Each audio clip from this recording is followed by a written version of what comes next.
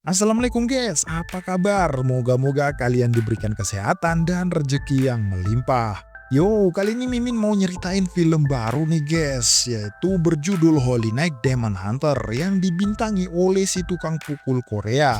Yang tak lain adalah mamang kita, yaitu Mamang Dondi. Yang kali ini mamang kita berperan sebagai pembasmi iblis yang mulai meresahkan di seluruh penjuru Korea. Walaupun videonya masih rekaman bioskop, Mimin berharap kalian bisa menikmati dengan enjoy. Ya maklumlah karena film ini tuh memang baru-baru rilis. Ya udah kalau gitu nggak usah banyak bacot, siapkan cemilan sate begicot, langsung saja cekicrot. Film diawali dengan sebuah video dokumentasi dari seorang dokter saraf bernama Jungwon. Dia menjelaskan hasil observasinya pada satu orang pasien wanita bernama Yunso, yang ternyata pasien tersebut adalah adiknya sendiri. Terlepas ditinggal mati oleh orang tuanya, Yunso tinggal seorang diri di rumahnya dan diduga mengidap penyakit saraf akibat depresi yang dialaminya. Namun saat Jungwon melakukan pemeriksaan kepada adiknya, sebuah fenomena aneh pun terjadi.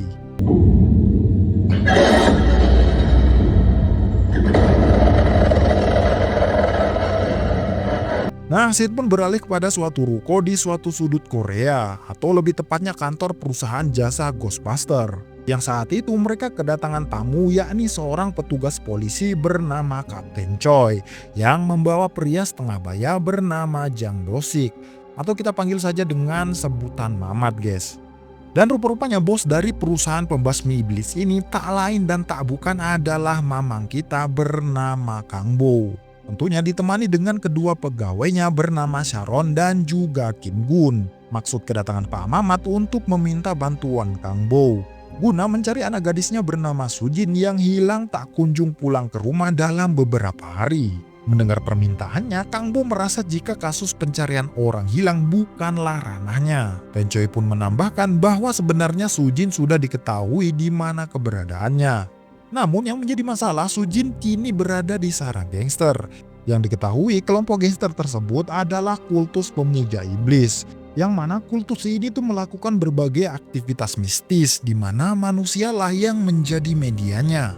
Bahkan penggeledahan yang dilakukan Kapten Choi dan pasukannya berujung pada jatuhnya korban jiwa. Setelah mendengar cerita lengkapnya, maka Kang Bo pun menerima pekerjaannya.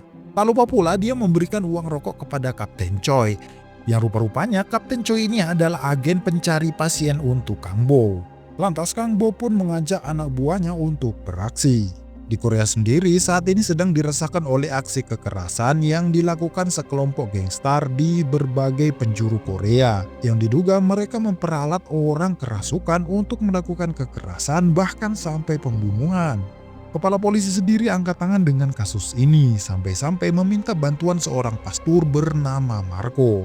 Namun Pastor Marco berkata bahwa kasus ini tidak bisa ditangani oleh sembarang orang, melainkan hanya manusia yang dianugerahi sebuah kekuatan dan kemampuan seperti pembasmi iblis semacam Kang Bo. Kang Bo sendiri baru saja tiba di tempat di mana Sujin berada. Di sana nampak belasan muda-mudi yang lagi ngefly akibat dari minuman keras dan narkotika. Sampai akhirnya Kang Bo menemukan sebuah pintu yang ditunggu oleh 3 orang penjaga.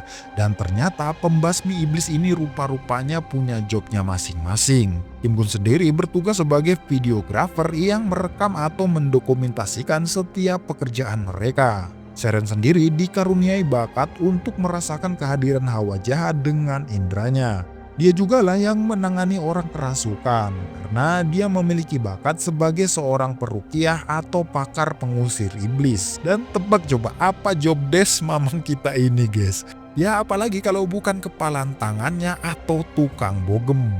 Nah ketika dia mendapati 3 orang berjaga di pintu tersebut, seorang diri Kang Bo memberi jatah bogem satu persatu. Di ruangan tersebut nampak beberapa orang berjubah. Dan Sujin sendiri terbaring di tempat semacam altar pemujaan dengan kondisi yang sudah kerasukan. Lantas Kang Bo pun melanjutkan kembali aksinya. Di tengah-tengah kekeosan, Kim Gun mendapati sebuah gambar tato di leher salah satu orang-orang tersebut. Sementara itu, Sharon lebih sibuk dengan ritual pengusiran iblisnya. Sampai akhirnya mereka pun berhasil selamatkan Sujin dan mengusir iblis yang bersemayam di dalam tubuhnya. Nah, setelah itu Kang Bo membakar altar pemujaannya, beralih di rumah sakit di mana Jungwon selalu menyempatkan diri untuk memeriksa adiknya yang saat ini ditempatkan di sebuah ruangan isolasi dengan kondisi terbaring di ranjang lengkap dengan tali pengekang di sekujur tubuhnya.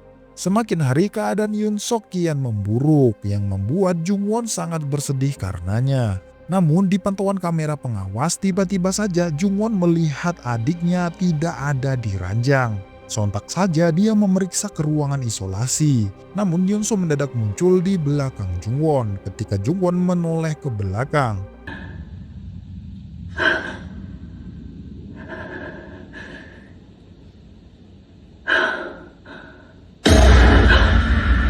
Sebagai tenaga medis, Jungwon tak percaya dengan hal-hal mistis dan lebih percaya dengan suatu yang logis. Namun pengalamannya barusan menuntunnya untuk menemui Pastor Marco yang ternyata dia bekerja di rumah sakit yang sama.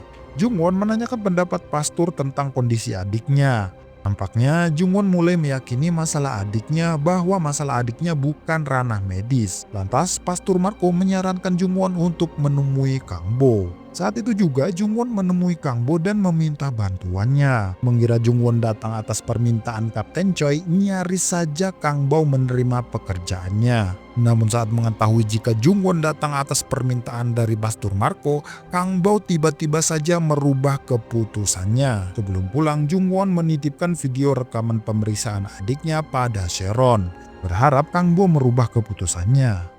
Tak lama kemudian, Pastor Marco pun datang menemui Kang Bo, yang nampaknya Pastor Marco dan Kang Bo saling mengenal sebelumnya.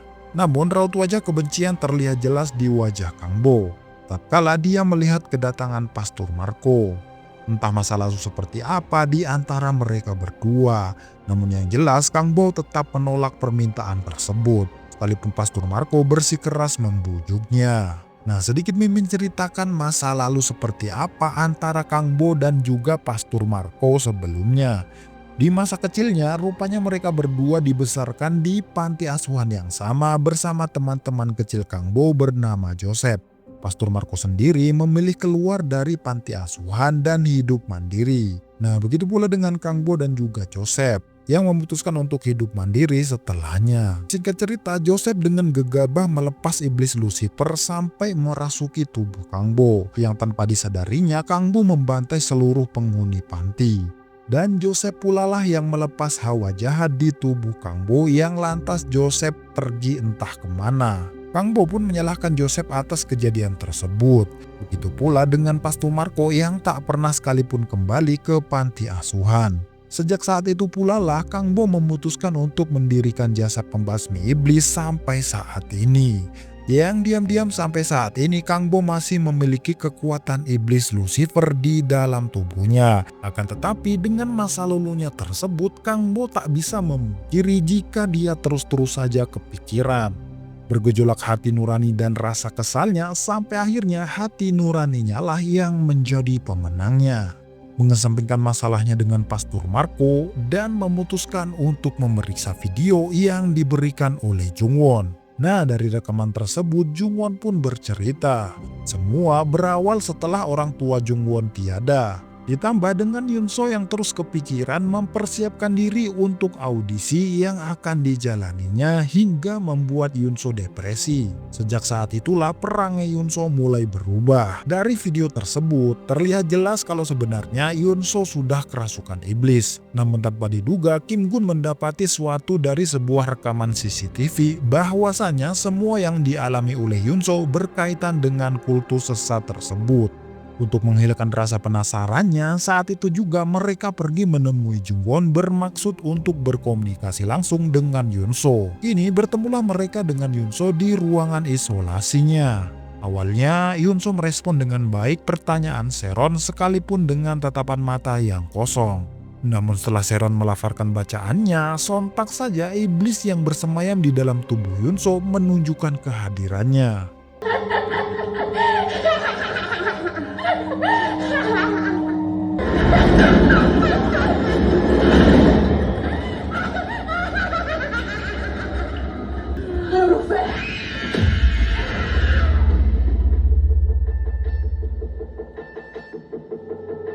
Celakanya Yunso pun sempat melarikan diri, diperburu pula dengan seluruh pasien rumah sakit yang tiba-tiba saja mengalami kerasukan. Sampai akhirnya Jungwon berhasil mengejar Yunso dan menghentikan pelariannya.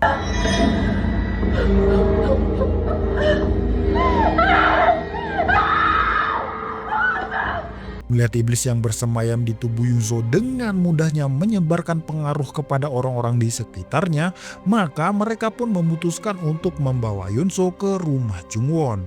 Setibanya di rumah Jungwon, tanpa basa-basi Kang Bo mengikat Yunso dalam sebuah kursi. Seron mengingatkan kepada Jungwon bahwa setelah ini akan sangat berbahaya. Karena sesaat lagi Seron akan melakukan ritual pengusiran iblis. Jungwon sendiri diperintahkan untuk memeriksa kondisi tubuh Yunso selama ritual berlangsung. Tak lama kemudian dimulailah ritualnya, yang seketika itu sang iblis mulai menebar tipu dayanya. Seron pun tak menyangka jika iblis ini sangat sulit untuk ditaklukkan. Tak seperti biasanya yang dengan mudah Seron berhasil mengusir iblis-iblis lainnya. Namun iblis di dalam tubuh Yunso nampaknya berbeda. Kemudian terdengar suara sesuatu di luar sana yang lantas Kang Bo pun memeriksanya, yang rupa-rupanya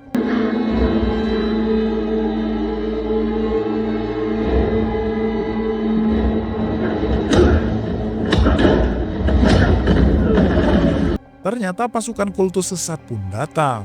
Otomatis chaos pun terjadi. Setelah membrutal, lantas Kang Bo kembali ke tempat ritual. Di sana Jungwon khawatir dan menatap sedih keadaan adiknya. Namun kemudian 정원 씨 괜찮으세요?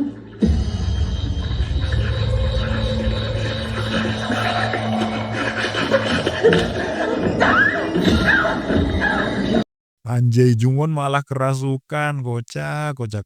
Seron tahu betul jika iblis yang merasuki Jungwon adalah iblis suruhan dari iblis yang bersemayam di dalam tubuh Yunso.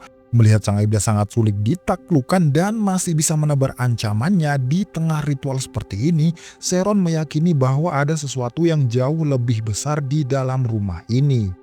Maka Seron pun mulai memperlihatkan kepekaan inderanya, dan betapa terkejutnya mereka saat mendapati di satu dinding rumah Jungwon terdapat tulisan kuno.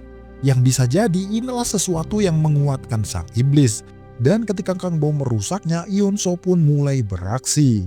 Dan di fase ini sang iblis mulai mempengaruhi orang di sekitarnya dengan perkataannya. Dan celakanya yang menjadi sasaran sang iblis adalah Kang Bo. Di mana Kang Bo terpengaruh oleh bisikan traumanya sendiri. Sampai-sampai tanpa disadarinya nyaris saja Kang Bo menghabisi Sharon.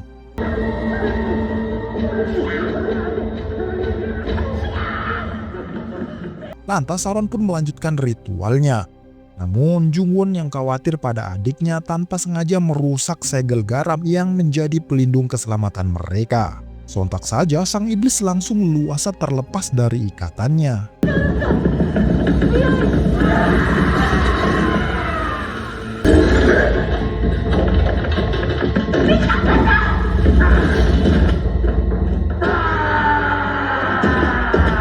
Mereka pun saat itu juga berpencar untuk mencari keberadaan Yunso. Namun saat mereka terpisah, ancaman sang iblis pun semakin menjadi-jadi. 은서야, 너 거기 있어?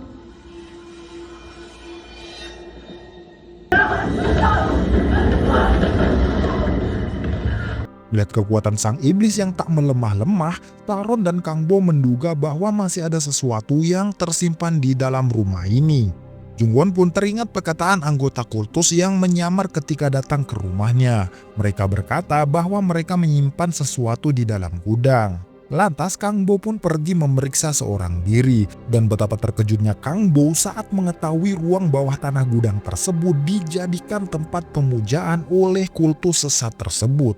Melihat hal itu, Kang Bo langsung memberikan jatah bogem satu persatu.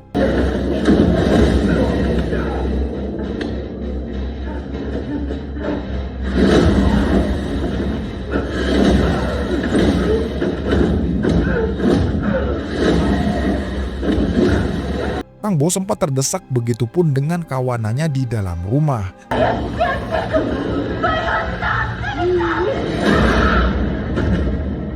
Namun nampaknya Kang Bo benar-benar memiliki kemampuan tersembunyi, di mana dia memanfaatkan kekuatan iblis Lucifer yang pernah merasukinya untuk melakukan perlawanan. Nah, sekembalinya Kang Bo ke dalam rumah, nampak Yunso sudah berdiri di hadapan mereka. Dan tanpa dukungan kultus yang menguatkan sang iblis, maka Saron pun melanjutkan ritualnya sampai akhirnya dia bisa melemahkan sang iblis setelah mengetahui bahwa identitas sebenarnya dari sang iblis bernama Moloch.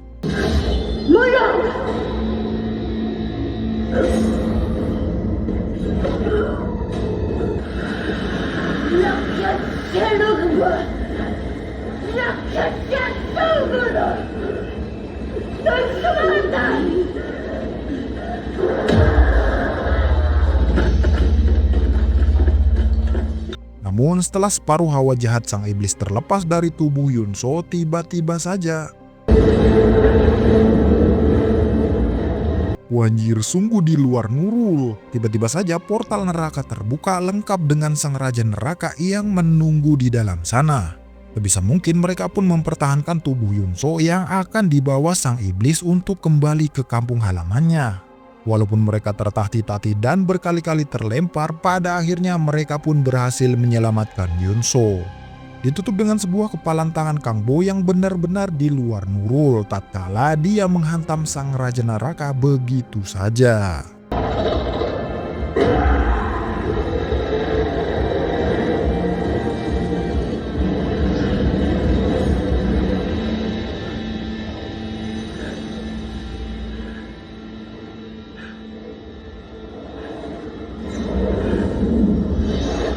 Alhamdulillah Yunso kembali tersadar terlepas dari jeratan sang iblis yang selama ini membelenggunya.